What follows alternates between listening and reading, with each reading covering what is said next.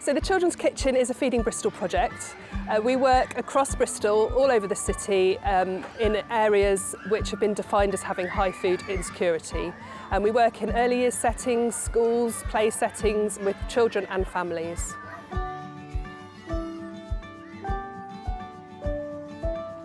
There's a real need for a focus on children eating healthier food. It comes really into focus when you work with older children who don't eat any vegetables and are almost worried about trying new things, especially if they're green. There's a whole generation of parents who also don't like tasting new things or don't know how to cook it or can't afford to cook it.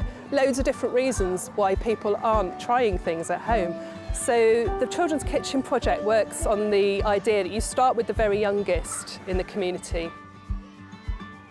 What's happening here is the children are exploring fresh produce in their own way, in their own time, in a very relaxed way. Children really benefit from the Children's Kitchen.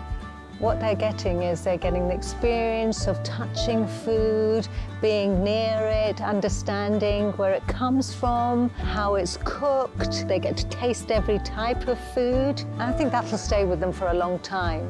So it's not just about cooked dishes and whether they like to eat lasagna or something like that. It's actually about whether they've ever seen the inside of a pepper and taken the seeds out themselves. It's about enabling practitioners to be able to cook really simply with children, not trying to make cakes, and we're not trying to follow recipes. We're just getting that confidence about fresh produce.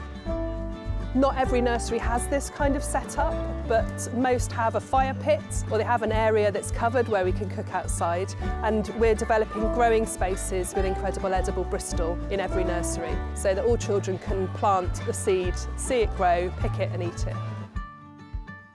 The food that we use for our food sessions is FareShare South West food surplus food that is also available in the food clubs.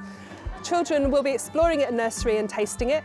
Their parents will be taking it home from food club. So they're going to go home and they're going to say, oh, I had a cucumber today, or I had broccoli today. Those sorts of things will start families feeling more comfortable about eating it at home.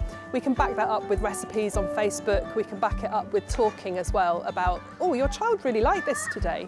And just gently, gently, we're seeing an enthusiasm with the children rubbing off on the parents as well.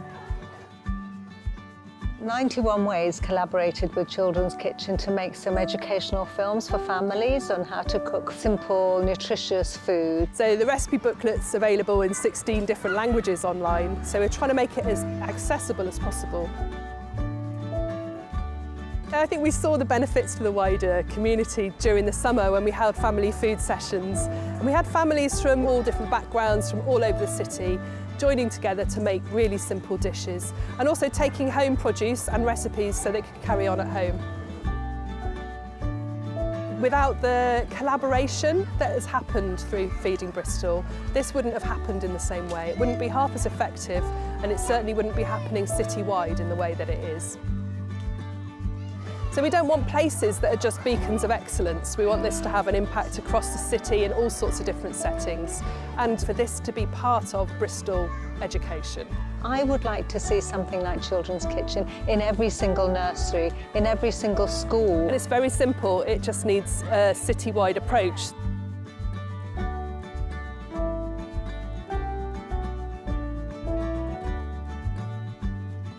I would hope that it has an impact on what young children are eating and how they're eating at home. And as they get older, it starts to have an impact on society as a whole.